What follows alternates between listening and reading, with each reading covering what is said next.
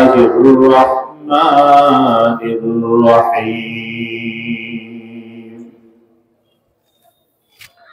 সুম্মা লাতুসআলুন্না ইয়াওমাইযিন আনিন নাঈম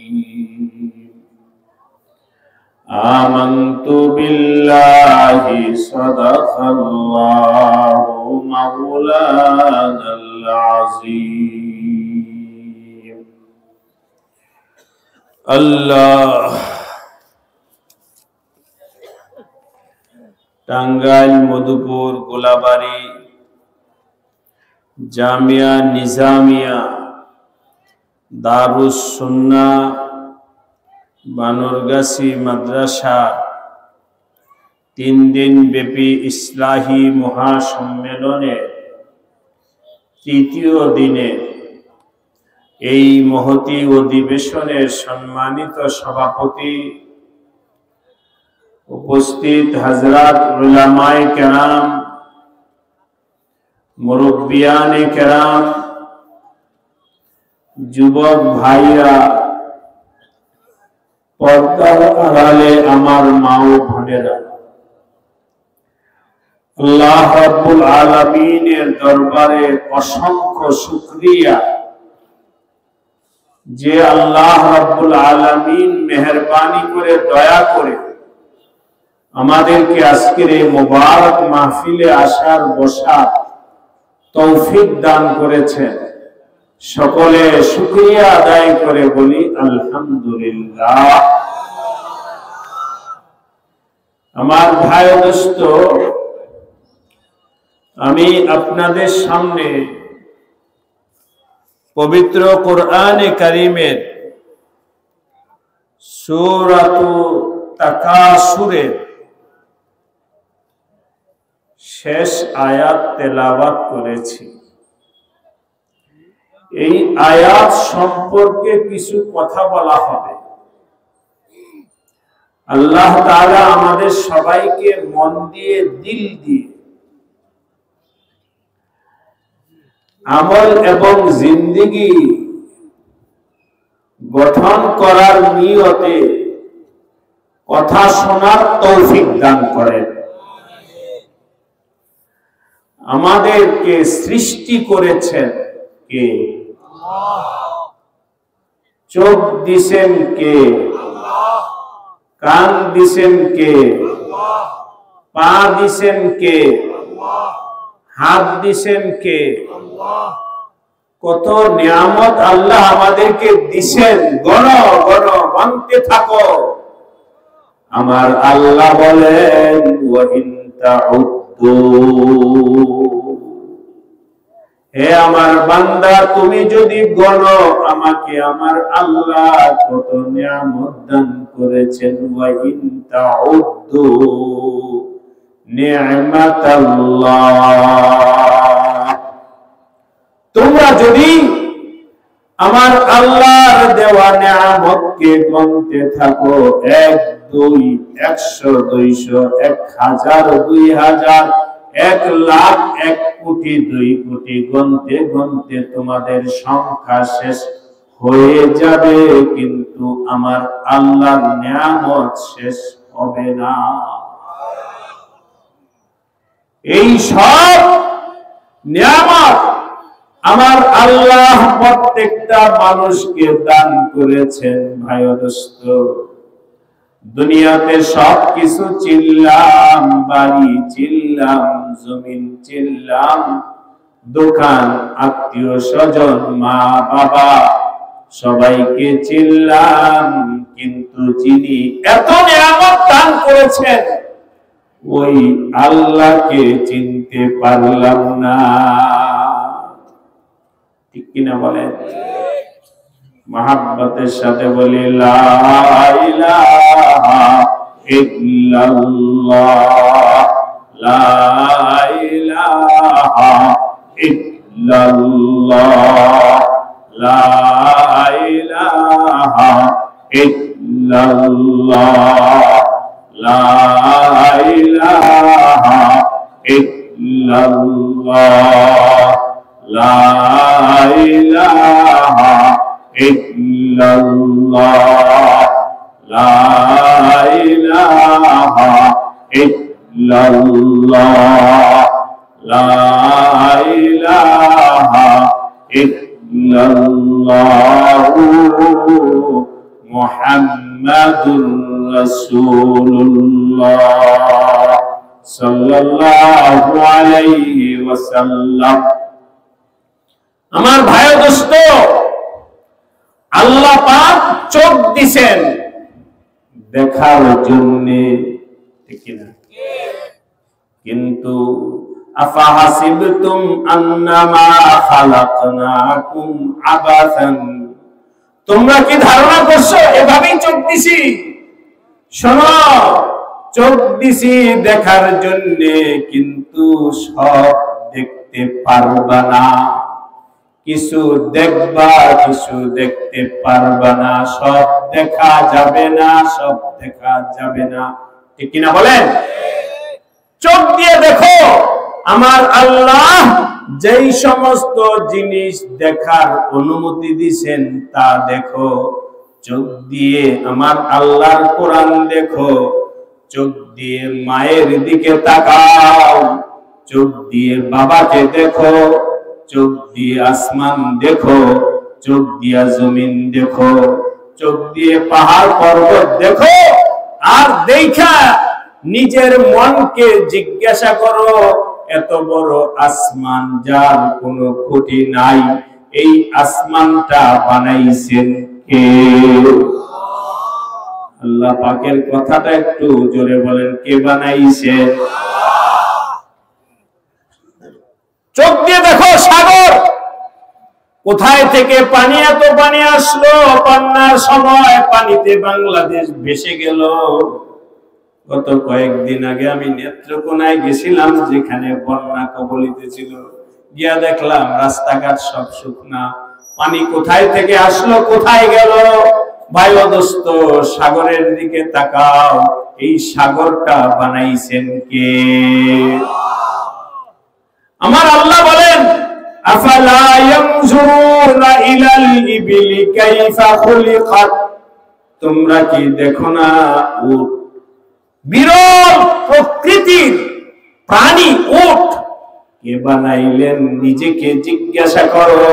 আফালা ইয়ানজুরুনা ইলাল ইবিলি কাইফা খুলিকাত ওয়া ইলাস সামাই কাইফা রুফিআত ওয়া ইলাল জিবালি কাইফা নুসিবাত ওয়া ইলাল আরদি কাইফা সুতিহাত। এত বড় আসমান খুঁটি ছাড়া দাঁড় করাইছেন, এত বড় পাহাড় কিভাবে আল্লাহ পাক স্থাপন করেছেন। জমিন কত রঙের জমিন। কোন জমিনের মধ্যে আছে ধান ভালো হয়, কোন জমিনে আছে আম ভালো হয়, কোন জমিনে আছে আলু ভালো হয়, কোন জমিনে আছে গম ভালো হয়। এগুলো সব কিছু দোস্ত বলেন তো কার কুদরতে হইতেছে? এই চোখ দিছি, এই চোখ দিয়ে জমিনের দিকে তাকায়া জমিনের খালেককে চিনো। আসমানের দিকে তাকায়া আসমানের খালেকের মারিফাত হাসিল করো। পাহাড়ের দিকে তাকায়া পাহাড়ের খালেককে চিনা নাও। এই জন্য আমার আল্লাহ চোখ দিয়েছেন। কিন্তু কেউ যদি এই চোখকে কাজে লাগাইতে না পারে, চোখ দিয়া সব রং বেরঙের জিনিস দেখছে, কিন্তু আল্লাহকে দেখে নাই। আল্লাহ ওয়ালা বলেন, যাদেরকে আল্লাহ চোখ দিয়েছেন, আল্লাহ ওয়ালা বলেন, সাজার মে হাজার মে তেরে রঙ রবু, जिधर देखता हूँ वेदर तू ही तू है। হে আমার আল্লাহ, গাছের দিকে তাকাইলে তোমাকে দেখা যায়, পাথরের দিকে তাকাইলে তোমাকে দেখা যায়। ডানে তাকাও আমার আল্লাহ, বামে তাকাও আল্লাহ, উপরে তাকাও আল্লাহ, নিচে তাকাও আল্লাহ। जिधर देखता हूँ इधर तू ही तू है। যেদিকে দেখো ওদিকেই আল্লাহকে দেখতে পাইবা, যদি তোমার চোখকে চোখ বানাইতে পারো। ভাইরাস্ত, আজকে আমি আপনি এই চোখকে নষ্ট করেছি। চোখ চোখের মতো নাই, এই চোখ নষ্ট হয়ে গেছে, চোখ নষ্ট হয়ে গেছে। অনেক মুরব্বীরা আছেন বয়সের কারণে চোখের মধ্যে ছানি পড়ে। কি ভিডিও হইতেছে? কেউ আমার বয়ান ভিডিও করবে না, অডিও হতে পারে, কিন্তু ছবি ভিডিও করা যাবে না। আল্লাহ, চোখের মধ্যে বয়স্ক লোক চোখ দিয়া দেখে না, কি হয়েছে চোখে? ছানি পড়ছে, ছানি ছানি পর্দা পড়ছে। এখন চিকিৎসা বিজ্ঞান আগায় গেছে দোস্ত, এই ছানিটা অপারেশনের মাধ্যমে কাটানো যায়, ঠিক কিনা বলেন? বয়সের কারণে চোখে ছানি পড়ছে, ওই ছানি পড়ার কারণে রাস্তাঘাট দেখে না, কোনো কিছু দেখে না, পড়তে পারে না। চোখের ছানি কাটাইলে আবার পড়া যায়। দোস্ত, আমি আপনি গুনাহ করার কারণে গুনাহ করতে করতে চোখের মধ্যেও আমার আল্লাহকে দেখার জন্য পর্দা পইরা গেছে। এখন দেখে না, আল্লাহকে গাছ দেখে কিন্তু গাছের খালেককে দেখে না, পাহাড় দেখে পাহাড়ের খালেককে দেখে না, আসমান দেখে আসমানের খালেককে দেখে না। গুনাহ করার কারণে এই চোখের মধ্যে পর্দা পড়ছে। আমি যে আয়াত আপনাদের সামনে তেলাওয়াত করছি, আল্লাহ পাক বলেন, এই বান্দা, তোমাকে চোখ দিছি, তুমি যে চোখটা নষ্ট করছো, সুম্মা লাতুসআলুন্না ইয়াওমা ইযিন আনিন নাঈম। কিয়ামতের দিন আমার সামনে যখন হাজির হইবা, তোমাকে চোখের নিয়ামত দিছি, জিজ্ঞাসা করব এই চোখটাকে কোন জায়গায় ব্যবহার করছো বলো।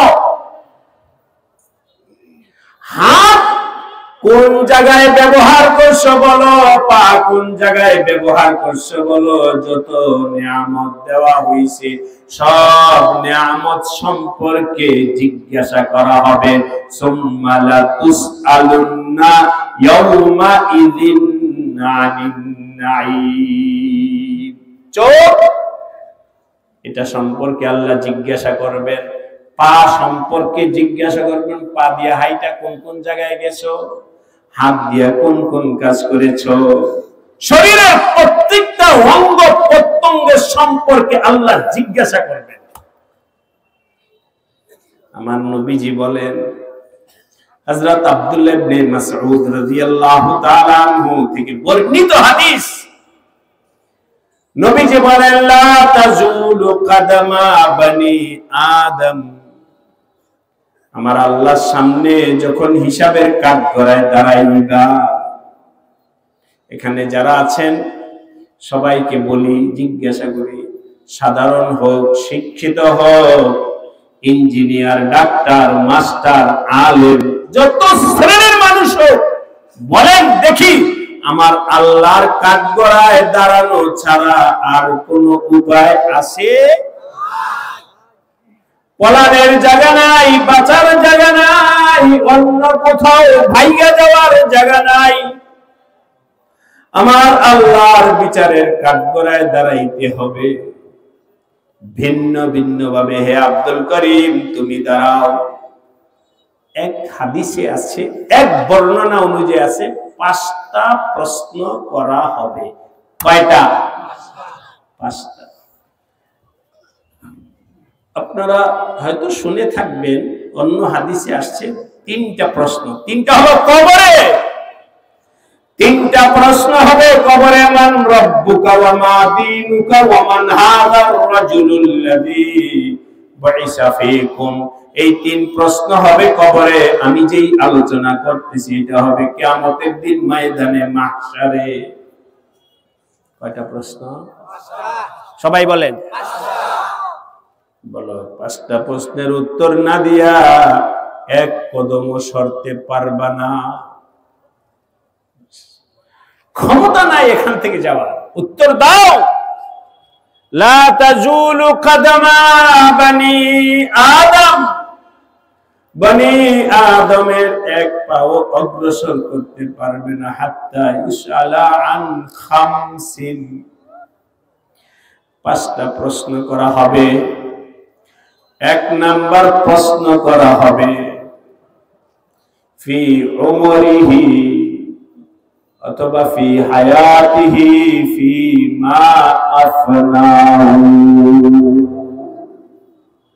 একজনের বয়স হয়েছে 70 বছর, আমার আল্লাহ বলবেন, এই আমার বান্দা, তোমাকে আমি দুনিয়ার জিন্দেগিতে 70 বছরের হায়াত দিছিলাম, বলো তো এই 70 বছর কিভাবে কাটাইছো? বলো,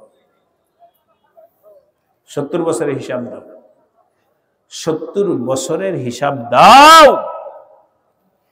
কোথায় কাটাইছো, কিভাবে কাটাইছো? আল্লাহ, আমি তো 70 বছরের হিসাব দেওয়া দূরের কথা, 7 দিনের হিসাবও নাই। 7 দিন তো দূরের কথা, 7 ঘন্টার হিসাবও নাই।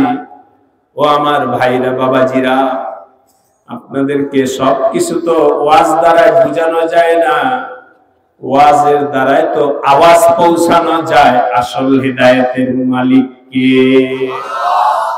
কলবের পর্দা যদি আল্লাহ না উঠায়া দেন, আন্তর্জাতিক বক্তার বয়ান শুনেও কাজ হবে না, কাজ হবে না। আল্লাহ পাক যদি দয়া করে পর্দা খুলে দেন, যখন আপনাদের এখানে আসতেছিলাম গাড়িতে বৈশা বৈশা চিন্তা করতেছিলাম, ওই এলেঙ্গা যখন পারেছি তখন চিন্তা করতেছি, আমি যাই বলি, বলাতে কি হবে জানি না। ওয়াজ তো সারা বাংলাদেশে হাজার হাজার ওয়াজ হইতেছে, কিন্তু মানুষের জিন্দেগি পরিবর্তন হইতেছে কিনা, কি হবে জানি না বলার দ্বারা। তারপরেও যেহেতু দায়িত্ব আছে বলার, বইলা যাই, বাকি হাওয়ালা হলো আমার আল্লাহর হাতে। হে আল্লাহ, তুমি যদি হেদায়েত দাও তাহলেই হবে, না দিলে হবে না। না ওয়াজো সে, না কিতাবো সে, নাজর সে पैदा दिन पैदा होता है, बुजुर्गों की नजर से पैदा। আল্লাহ আমাদের সবাইকে মাফ করে দেন, বলেন আমিন। নাম বলবো না, কিছু বলবো না। এক আল্লাহর বান্দা পেরেশান, বয়স হয়েছে, পেরেশান, অস্থির। পরিবারের পক্ষ থেকে আমাকে জানানো হয়েছে, হুজুর অমকে খাওয়া দাওয়া ছাইরা দিছে, অমকে ঘুম ছাইরা দিছে। আমি কেন, সমস্যা কি? সারাক্ষণ কাঁদে, যে কোনো সময় মালাকুল মউত আসবে, রূহ কবজা করার জন্য মরব, কবরে কি জবাব দিব, কি জবাব দিব? একই পেরেশানিতে, খাওয়া নাই, ঘুম নাই, বিশ্রাম নাই, কিছু নাই, ভয়ে অস্থির, কান্না কাটা, পেরেশান। ডাক্তার দেখাইতেছে, ডাক্তার অস্বীকার করছে, আমাদের কাছে কোনো চিকিৎসা নাই।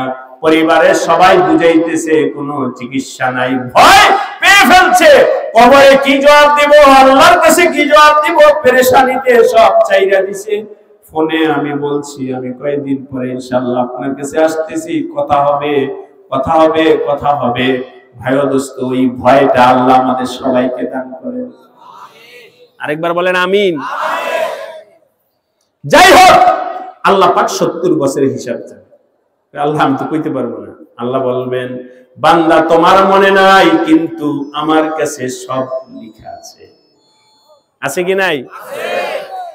কিরামান কাতিবিন ইয়ালামুনা মা তাফআলুন। আজকে হলো নভেম্বর মাসের কয় তারিখ?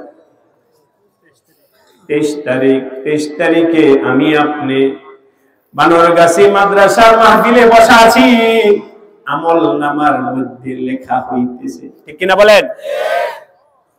এই 23 তারিখে রাত্রটা কোথায় কাটাইছো, 22 তারিখে কোথায় কাটাইছো, 21 তারিখে কোথায় কাটাইছো, 20 তারিখে কোথায় কাটাইছো, 19 তারিখ, 18 তারিখ, 17, 16, 15, 14, 13, এই মাস, আগের মাস, এই বছর, আগের বছর, সব কিছু লেখা আছে আমল নামার মধ্যে, ঠিক কিনা বলেন? সাথে সাথে আল্লাহ পাক আমল নামার সামনে পেশ করে, এই যে দেখো 70 বছরের হিসাব। অস্বীকার করতে তো কেউ পারবে না। বুঝে শুনে কাটাও, কোথায় যাও, কোথায় সময় কাটাও, জবাব দিতে হবে, নতুবা যাইতে পারবে না। 1 2 নম্বর হলো ওয়ান শাবাবিহি ফিমা আবলাহু। আমার যুবক ভাইরা যাদের দাড়ি সাদা হয় নাই, একটু ভালো কইরা শোনো, যৌবন কালটা কোথায় কাটাইলা, কিভাবে যৌবন কাল অতিবাহিত করছো, এটা আল্লাহ পাক ভিন্নভাবে জিজ্ঞাসা করবেন। বলো, যুবকরা ভাবতেই চায় না, ওয়াজ শুনতে চায় না, মাহফিলে যাইতে চায় না, তাবলীগে সময় লাগাইতে চায় না, আল্লাহ ওয়ালাদের সোহবতে যাইতে চায় না, তারা আনন্দ পায় বনভোজন করতে, আনন্দ পায় আমাদের সমুদ্র সৈকতে যাইতে, কি নাম জানি, কক্সবাজার, সেন্ট মার্টিনে যাইতে আনন্দ পায়, জানি না আর কোথায় কোথায় যাইতে পায়। ও যুবক বাবাজি শোনো, এটা কোনো আলেমের কথা নয়, আমার নবীজি বলেন, এই যে তোমার যৌবন কালটা তুমি কাটাইতেছো কক্সবাজার, সেন্ট মার্টিন, বনভোজন, নাফরমানির মধ্যে, গান বাজনার মধ্যে, সবটা রেকর্ড হইতেছে, রেকর্ড হইতেছে, রেকর্ড হইতেছে। তোমার যৌবন কালের হিসাবটা আল্লাহ ভিন্নভাবে চাইবে। কয়টা হলো? 2। 3 নম্বর আম্মালিহি মিন আইনা ইকতাসাবতাহু।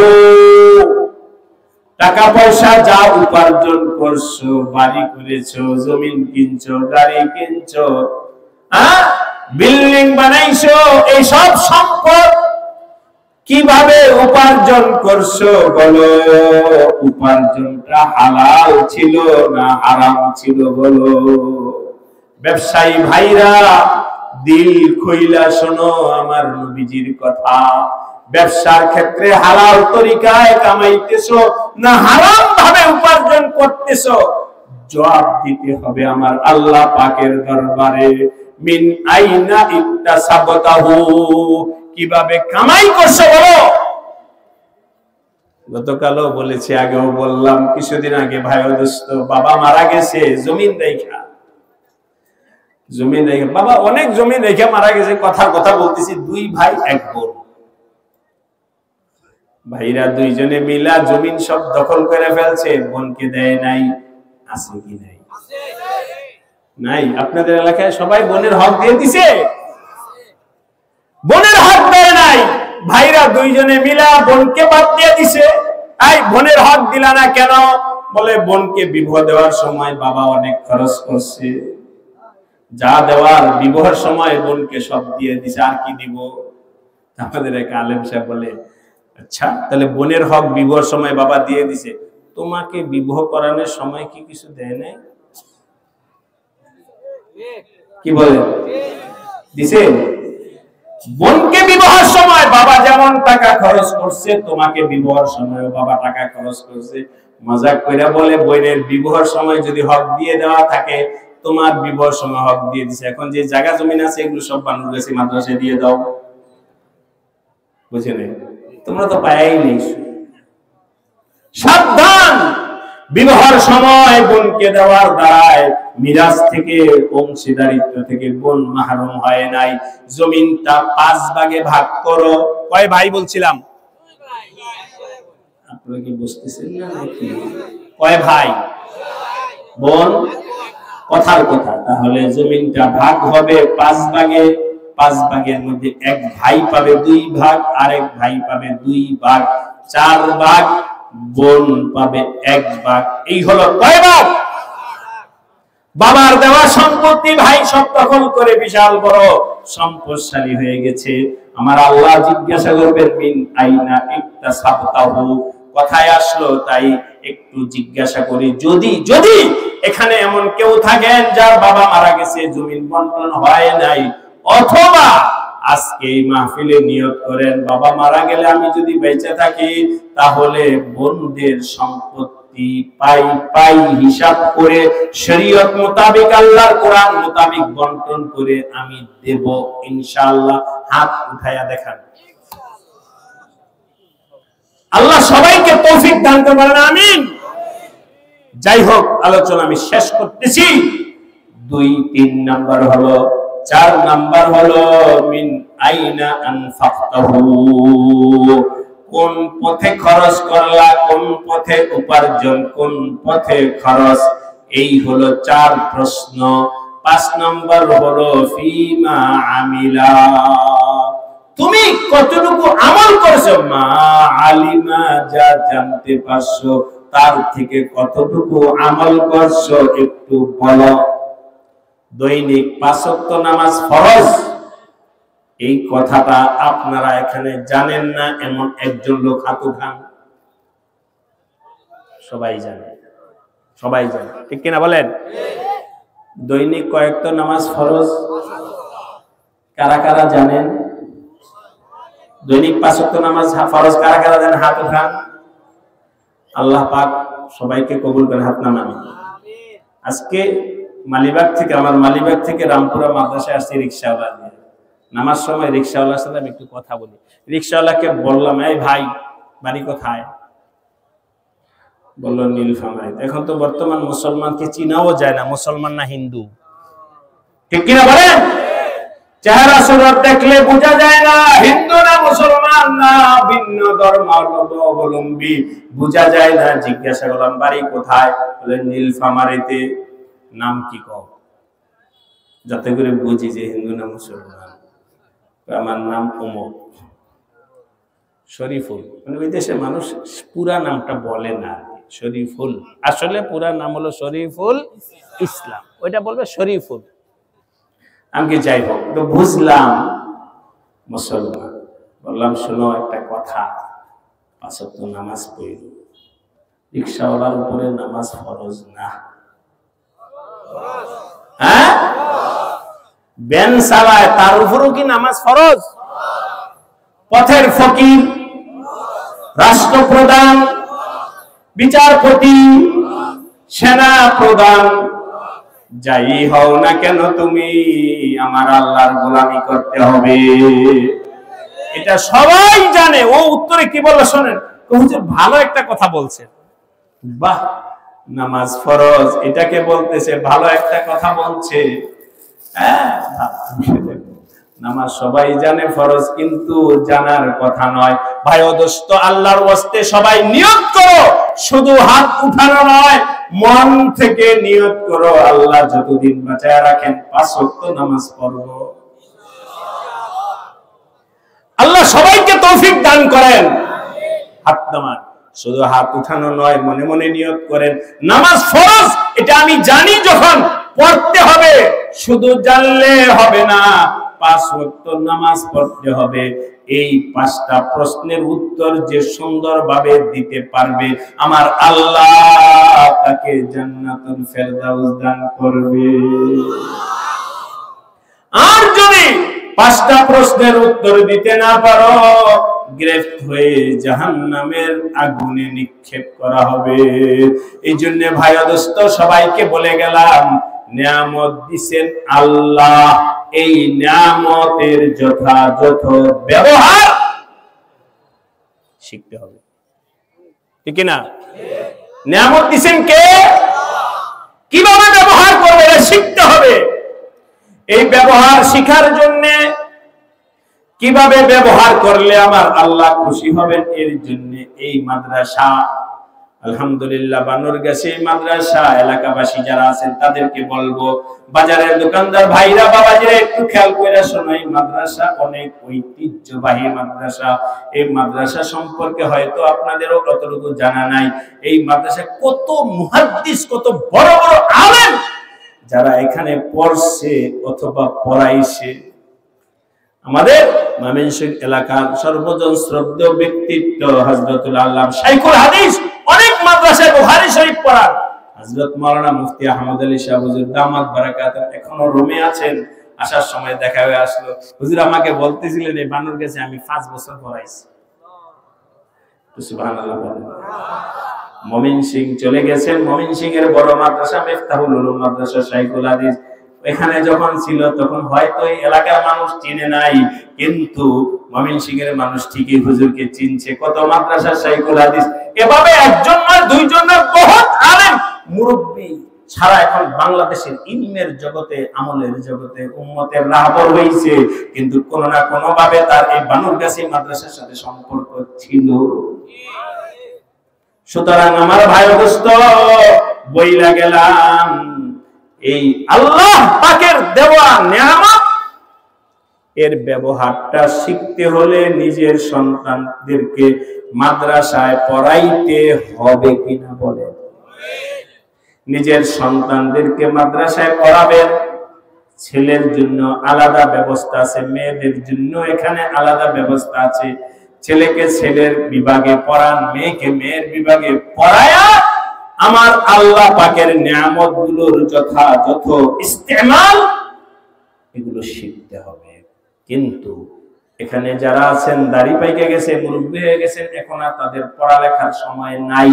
তাদেরকে বলবো পড়ালেখা ভর্তি হয়ে হয়তো মাদ্রাসায় পড়ার সময় নাই, কিন্তু আল্লাহর দ্বীন শিখারও ব্যবস্থাপনা আছে। আছে কিনা? কি ব্যবস্থাপনা? আমি দুইটার ব্যবস্থাপনার কথা বলতেছি।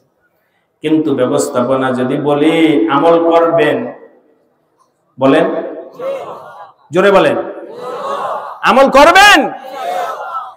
ব্যবহার শিখার জন্য বয়স্ক লোকদের, ব্যবসায়ী, চাকরিজীবী বয়স্কদের জন্য আমাদের মুরব্বী ছিলেন হযরত ইলিয়াস সাহেব রাহমাতুল্লাহ আলাইহি। বয়স্কদের দিন শিখার জন্য একটা কোর্স বানায় গেছেন। চিল্লায় যাও, 10 দিনে যাও, 3 দিনে যাও, সেখানে গেলে নিজের জান ব্যবহার করার পদ্ধতি শিখতে পারবা, নিজের মাল ব্যবহার করার পদ্ধতি শিখতে পারবা। চিল্লা দাও, 1 চিল্লা, 2 চিল্লা, 3 চিল্লা, ওলামাদের পরামর্শে আল্লাহর রাস্তায় বের হয়ে নিজের যতটুকু শিখলে আল্লাহর কাছে জবাব দিতে হয় ততটুকু শিখা সবার জন্য ফরজে আইন। ঠিক কিনা বলেন? শিখার সুযোগ আছে? জোরে বলেন। অথবা আল্লাহওয়ালাদের সোহবতে যাও, যে কোনো হক্কানি পীর মাশায়েখের হাতে বায়াত হয়ে নিজের জাহের বাতিনকে ঠিক করো, নিজের জিন্দেগি ঠিক করো, নিজের জাহের ঠিক করো, নিজের বাতিন ঠিক করো। কেউ যদি ভাই দোস্ত আপনাদেরকে বইলা গেলাম, এখন থেকে কেউ যদি আমল করতে থাকে, আমি যেটা বলবো এটা বলার আগে আরেকটা একটু উদাহরণ দিয়ে একটু বোঝানোর জন্য বলছি। আপনাদের বানরগাছির বাজারে একজনের ছোট্ট একটা পানের দোকান দিছে, কথার কথা মোটামুটি ভাবে সে ব্যবসা বাণিজ্য করে একটু টাকা পয়সা জমাইছে, সে চাইবো দোকানটা আরেকটু বড় বানাইতে, ঠিক না? যখন আরেকটু বড় হইলো, চাইবো আরেকটা ব্যবসা ধরার জন্য। এখানে যখন ব্যবসা করে লাভবান হয়ে গেল, এরপরে সে মন থেকে চাইবো ঢাকা একটা ব্যবসা শুরু করা যায় কিনা। ঠিক বলছি? এটা যেমন ব্যবসায়ীর অবস্থা। ভাই দোস্ত, হে আমার ভাইরা, যুবকরা, বাবাজিরা, পর্দার আলেম মা বোনেরা, তোমরা আল্লাহর রাস্তায় চলা শুরু করো। যখন আল্লাহর রাস্তায় চলা শুরু করবা, কেউ যদি 5 ওয়াক্ত নামাজ পড়তে থাকে, তখন তার মনে চাইবো একটু আরেকটু অগ্রসর হই, ঠিক কিনা বলেন? 3 দিন আল্লাহর রাস্তায় লাগাইলে মন চাইবো আরেকটা, যাই হোক একটা চিল্লাই চলে যায়। কিছুদিন আগে লালমনিরহাট গিয়েছিলাম, ঢাকা থেকে একটা জামাত গেছে, 1 চিল্লা যাওয়ার পরে সেখানে বয়ানের পর বলতেছে, হুজুর বাড়ি থেকে তো 1 চিল্লার নিয়ত করে আসছি, চিল্লা প্রায় শেষের দিকে, দোয়া করেন আমি যেন আরো 2টা দিয়া, তাহলে একটা হইছে, আর 2টা দিলে কয়টা হবে? 3 চিল্লার নিয়ত হয়ে গেছে। ভাই দোস্ত, আখিরাতের লাইনে, ইমানের লাইনে যত অগ্রসর হইবা, ততই অগ্রসর হইতে মন চাইবো, ঠিক কিনা বলেন? কিন্তু বৈশা থাকার কারণে মন আগে বাড়তেছে না, আমলের দিকে আগে বাড়তেছে না, বইলা গেলাম চলা শুরু করো, চলা শুরু করো আমার আল্লাহকে পাওয়ার জন্য, আমার আল্লাহর হুকুম মানার জন্য চলা শুরু করো। ওয়াল্লাযীনা জাহাদু ফীনা লানাহদিয়ান্নাহুম সুবুলানা ওয়া ইন্নাল্লাহা লামাআল মুহসিনিন। বলেন আল্লাহু আকবার। হে বান্দা, চলা শুরু করো। তুমি চলতে চলতে যখন অগ্রসর হইবা, একটা উদাহরণ দিয়া বলতেছি ভাই দোস্ত, এই যে এখানে আপনারা যেখানে আছেন সেখান থেকে স্টেজটায় উঠা সবার জন্য সম্ভব না। বলেন বলেন ঠিক বলছি কিনা? উঁচু হওয়ার কারণে সম্ভব না, কিন্তু একজন যদি এখানে আসেন, আমি যদি উপর থেকে তার হাতটা ধরি টান দিয়ে সে যদি চেষ্টা করে, বলেন তো উঠা যাবে কিনা? উপর থেকে একজন যদি টান মারে আর নিচ থেকে যদি সে উঠতে চায়, এটা যেমন উঠা সহজ হয়ে যায়। একটু খেয়াল করেন আপনারা, কথাটা একটু খেয়াল করেন। উপরওয়ালা হাত দিছে, নিচেওয়ালারও চেষ্টা করা লাগবে কিনা? শুধু উপরওয়ালা হাত দিলে উঠা হবে না, নিচওয়ালাও ধইরা চেষ্টা করতে হবে। আবার নিচওয়ালাও শুধু চেষ্টা করলেই হবে না উপরওয়ালা হাত দিতে। আমার আল্লাহ কোরআনে বইলে দিয়েছেন, বান্দা তুমি দাঁড়াও, আমি আল্লাহ আমার দয়ার হাত দ্বারাই টান দিয়ে তোমাকে উঠায় নেব। উঠাবেন কে? কিন্তু তোমারও ইচ্ছা থাকতে হবে, তোমারও আগে বাড়ার চেষ্টা থাকতে হবে। ও আমার ভাইরা, একটু বলেন তো দেখি, আল্লাহর পথে আগে বাড়ার জন্য চেষ্টা করব কিনা? সবাই করবেন? আল্লাহ সবাইকে করার তৌফিক দান করেন। আমি যখন স্টেজে আসতেছিলাম তখন সম্ভবত এই মাদ্রাসার একজন ছাত্র গজল বলতেছিল। গজলটা বলতে পারবো না, তবে তার গজল শোনার পরে একটা হাদিস আমার মনে হয়েছে, ওই গজলের অর্থ হাদিস থেকে বলতেছি।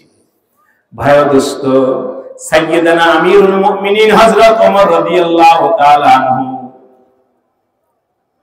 যখন তিনি বুঝছেন আমার জিন্দেগি সময় শেষ হয়ে যাইতে পারে, হায়াত মউতের মালিক আমার আল্লাহ, কিন্তু যখন 60 বছর কারো ক্রস করে তখন অটোমেটিক তার মনটা দুর্বল হয়ে যায়।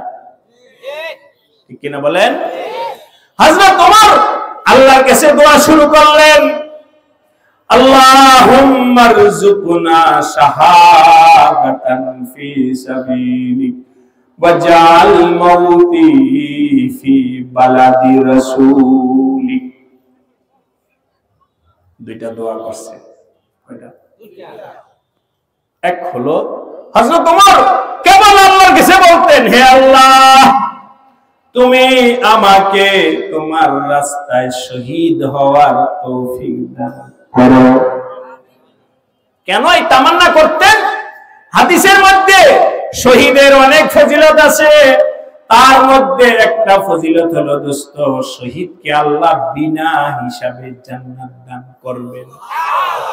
হিসাব নাই। ওই যে একটু আগে যে হিসাবের হাদিস বললাম, শহীদের কোনো হিসাব নাই, শহীদের কোনো হিসাব নাই। হযরত ওমর বলতেন, আল্লাহ, দুনিয়া থেকে তো যাওয়া লাগবেই, যদি শহীদ হইয়া যাইতে পারি তাহলে আর কোনো হিসাব পত্র কিছুই লাগবে না, সহজ হয়ে গেল। এই জন্য হযরত ওমর বলতেন, আল্লাহ, তোমার রাস্তায় শাহাদাতের মউত দাও, শাহাদাতের মউত দাও, শাহাদাতের মউত দাও। আমাদের বাংলাদেশের মানুষ এটা শুনলে ভয় পায়, ভয় পায়। শহীদ মরিয়া যাবো, মনে হয় যে শহীদ না হইলে আর মরবে না। বুঝে না, কিভাবে বুঝাবো, কিভাবে বোঝায়? বলছে যে শহীদ হয়ে যাবো, তাহলে তো মরিয়া যাবো। এভাবে কি বাঁচবা? কেউ পারবা না, বাঁচতে কেউ পারবা না। হযরত ওমর বলছেন, আল্লাহ, দুনিয়া থেকে তো যাওয়া লাগবেই, তবে এই যাওয়াটা যেন শাহাদাতের মউত হয়। কার কার সাহস আছে দিয়ে দিবি? শাহাদাতের মউতের তামান্না করো, লাভ হবে নিজের, ক্ষতি নাই, ভয় নাই, কিচ্ছু নাই। হাত নামাও। যাকে পয়সা যেমন আমার সময় শেষ, একেবারে রাইট সময় মোতাবেক আমি বয়ান শেষ করে দেব। আল্লাহ এক। 2 নাম্বার, হযরত ওমর বলছেন, হে আল্লাহ, আমার মৃত্যু যেন তোমার হাবিবের দেশে হয়, আমি যেন মদিনা শরীফে মারা যাই, মদিনার বাইরে যেন আমার মওত না হয়। কয়টা তামান্না করছেন ভাই বলেন? এক হলো শাহাদাত, আরেকটা হলো মদিনা শরীফে। কোন সাহাবী বললেন, আমিরুল মুমিনিন, আপনি যে দুইটা দরখাস্ত আমার আল্লাহর কাছে করছেন, একটু বাবাজিরা একটু খেয়াল করে শুনেন, দুইটার মধ্যে কিছুটা বিপরীত আছে, বৈপরীত্য আছে। কারণ হলো, একজন প্রশ্ন করছে, প্রশ্ন হলো এই, যদি শহীদ হইতে হয়, কাফেরের সাথে যুদ্ধ কইরা মারা গেলে শহীদ, মদিনা শরীফে ওই সময় কোনো কাফের ছিল না। যদি বুঝা থাকেন তাহলে বলেন, শহীদ হতে হলে মদিনায় হবে না বাইরে? সবাই বলে নাই। শহীদ হতে হলে কোথায়? মদিনার বাইরে। কারণ মদিনায় ওই সময় কোনো কাফের ছিল না যার সাথে যুদ্ধ করে শহীদ হবেন, মদিনার বাহিরে যাইতে হবে। আবার বলতেছি, আল্লাহ, মওত যেন হয় কোথায়? তাহলে হযরত আমিরুল মুমিনিনকে জিজ্ঞাসা, আমিরুল মুমিনিন, আপনি যে দুইটা আশা করছেন, দুইটার মধ্যে একসাথে হবে কিভাবে? মদিনায় মওত হলে শহীদের মওত হবে না, শহীদের মওত হলে মদিনায় হবে না, দুইটা একসাথে কি হবে, কিভাবে হবে? কাদের কুদরত দারি হর চিখাদ আকুনি, মুর্দারা জিন্দা কুনি, ও জিন্দারা মুর্দা কুনি। ও আমার ভাইরা, বুঝে থাকলে একটু বলেন। এখানে একটু পরে আসতেছি। আগুন পানি একত্রিত হইতে পারে না, স্বাভাবিক বলেন, স্বাভাবিক কথাটা আগে বলেন। আগুন আর পানি একত্রিত হইতে, আলো আর অন্ধকার একত্রিত হইতে পারে? পারে না। শোনো, হযরত ওমর বলতেছেন, হে আমার ভাই শোনো, আলো আর অন্ধকার একত্রিত হইতে পারে না তোমার আমার জন্য। আগুন আর পানি তুমি আমি একত্রিত করতে পারবো না, কিন্তু খালেকে কায়নাত, আসমান জমিনের খালেক কে? ওই আল্লাহ পারবেন কিনা? আল্লাহ পারবেন কিনা? আমার আল্লাহ আলো অন্ধকারকে একত্রিত করতে, আমার আল্লাহ আগুন আর পানিকে একত্রিত করবেন, একত্রিত করতে পারেন। আগুনের মধ্যে আল্লাহ নিক্ষেপ, ওই নমরুদ নিক্ষেপ করছে আমাদের সাইয়েদনা হযরত ইব্রাহিমকে আগুনের ভিতরে, কিন্তু আল্লাহ পাক আগুনকে বললেন, কুনি বারদাম ওয়া সালামান আলা ইব্রাহিম, হে আগুন জ্বলতে থাকো, তুমি ধাউ ধাউ করে জ্বলবে, কিন্তু আমার ইব্রাহিমের শরীরের পশম পড়বে না। কে করছেন? হযরত আমিরুল মুমিনিন ওমর রাদিয়াল্লাহু তাআলা আনহু বললেন, শহীদ হব, মদিনায় হব, দুটোটা করতে পারেন আমার আল্লাহ। আমি চাইছি কার কাছে? জোরে বলেন। এমন সত্তার কাছে চাইছি যিনি করতে পারেন। চাইতে অসুবিধা কি তার কাছে? তুম তো আপনা কাম কর, বস সদা বাজায়ে যা। হে আমার ভাইরা, আল্লাহর কাছে চাইতে থাকো, চাইতে থাকো, চাইতে থাকো। তোমার আমার কাজ হলো চাওয়া, দেওয়ার মালিক কে? হে আল্লাহ, তুমি শাহাদাত দাও, চাইলাম। আমার আল্লাহ যদি দিয়ে দেন আলহামদুলিল্লাহ। আমার তোমার কাজ হলো চাওয়া, কিন্তু দেওয়ার মালিক আল্লাহ। আল্লাহর কাছে চাইতে থাকো, চাইতে থাকো, চাইতে থাকো।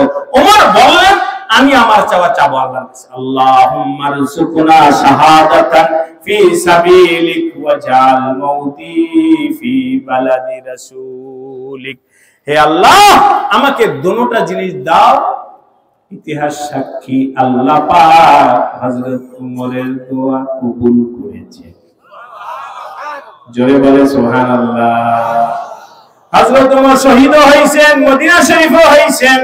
আমি এই কথাটা এই জন্য বললাম, ও আমার ভাইরা, জিন্দেগি পাল্টাও, জীবন পাল্টাও, পাল্টাইতে শুরু করো, শুরু করো। করতে করতে যত আগে বাড়বা ততই আগে বাড়তে মন চাইবো। আমার আল্লাহর কাছে হাত তুইলা চাইতে থাকো, আল্লাহ দাও দাও দাও দেনেওয়ালাকে। জোরে বলেন দেনেওয়ালাকে। তোমার চাইতে যেন কোনো কার্পণ্যতা না হয়। যদি 5 ওয়াক্ত নামাজ পড়ো, সকাল বিকাল আল্লাহর জিকির করো, তখন দিলের পর্দা আমার আল্লাহ খুলে দিবেন। আর তোমার আরো ভালো ভালো ভালো ভালো জিনিস চাইতে মন চাইবো। সর্বশেষ মৃত্যুর আগে এই হালাত হবে যে আল্লাহ ইমানি মওত দান করো, ইমানি মওত দান করো।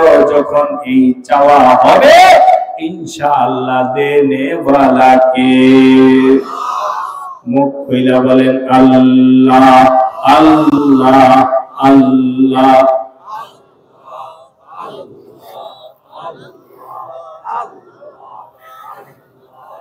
আল্লাহ আল্লাহ আল্লাহ আল্লাহ আল্লাহ আল্লাহ আল্লাহ আল্লাহ আল্লাহ লা ইলাহা ইল্লাল্লাহু মুহাম্মাদুর রাসূলুল্লাহ